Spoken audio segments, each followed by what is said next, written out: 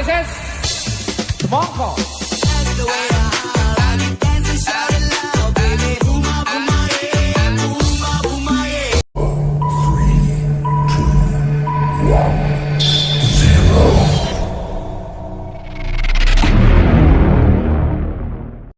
Assalamualaikum warahmatullahi wabarakatuh.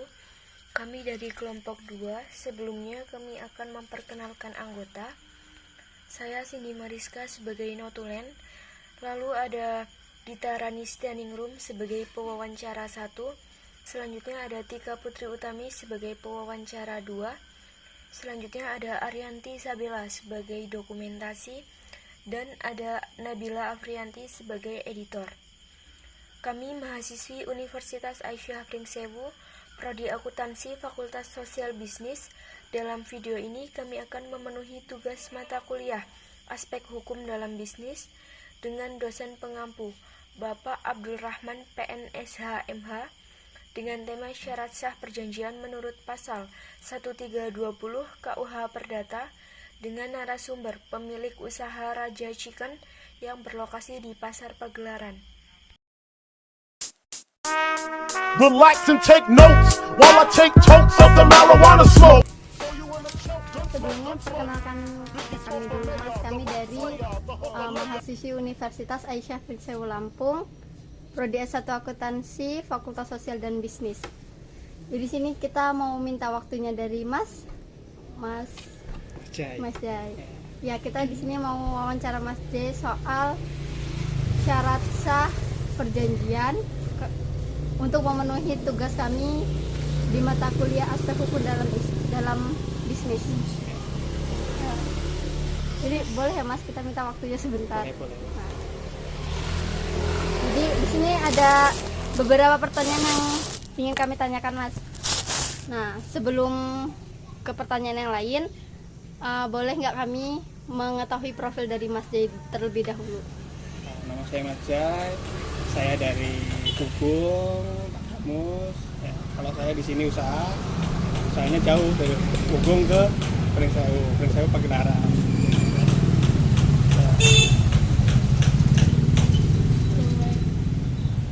Nah, untuk usaha dari Mas Jai sendiri nih,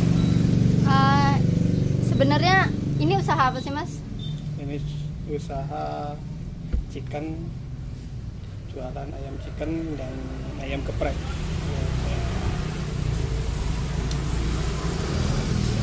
Jadi usaha ini tuh fokusnya ke kuliner ya? Kuliner. Kalau boleh tahu ini sejak kapan Mas berdiri?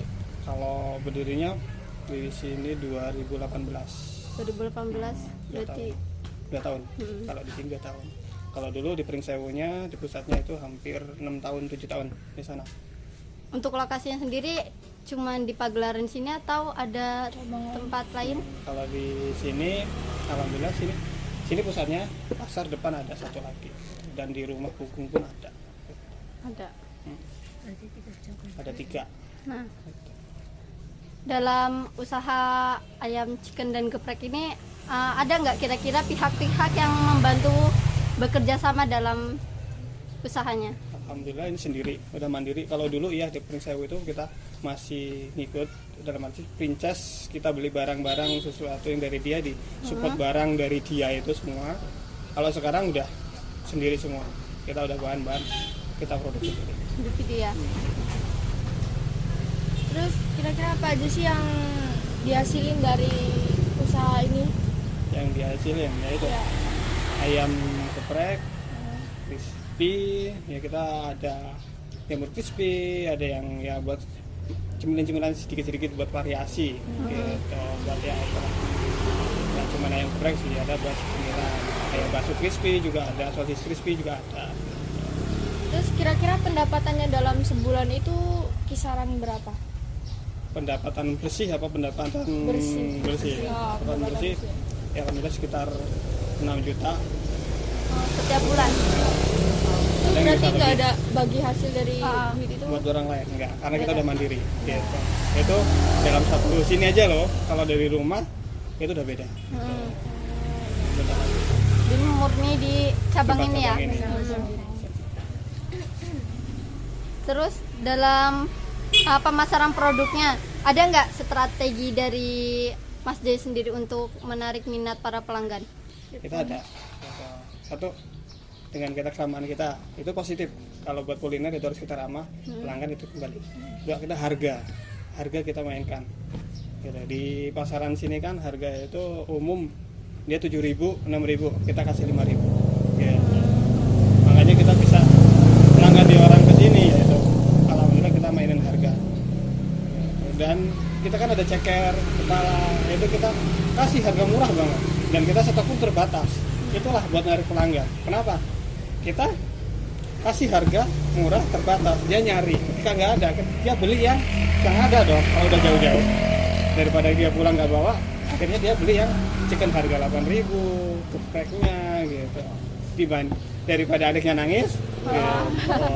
Seperti itu kan Ya, kira-kira ada trik apa tips gitu buat dibagiin ke kami buat cara buka usaha gitu kalau buat awal-awalnya. usaha sebenarnya cuma satu, jangan lihat dulu keuntungan besar.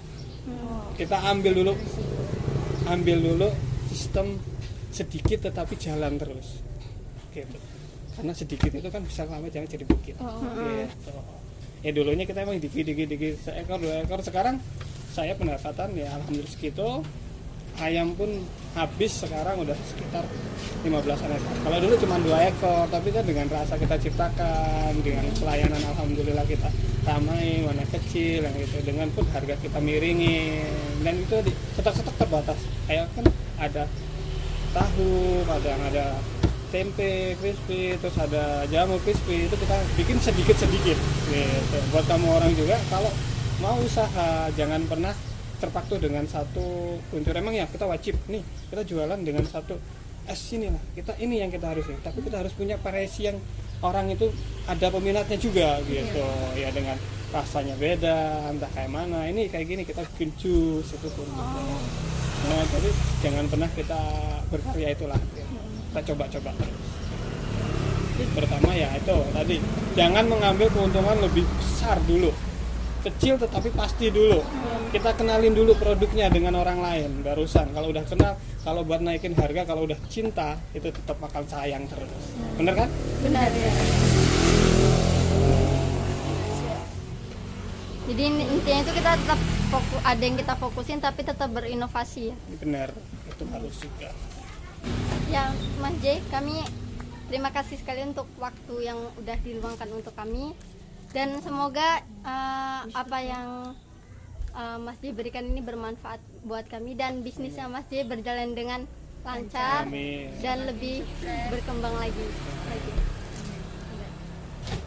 Terima kasih. Sama. Setelah wawancara kami tidak lupa memberitahu beliau tentang syarat sah perjanjian menurut pasal 1320 KUH Perdata, yaitu yang pertama kesepakatan, kedua kecakapan, ketiga objek atau suatu tertentu, dan yang keempat objek yang halal. Demikian proses wawancara kami, semoga bermanfaat untuk kita semua. Saya akhiri, wassalamualaikum warahmatullahi wabarakatuh.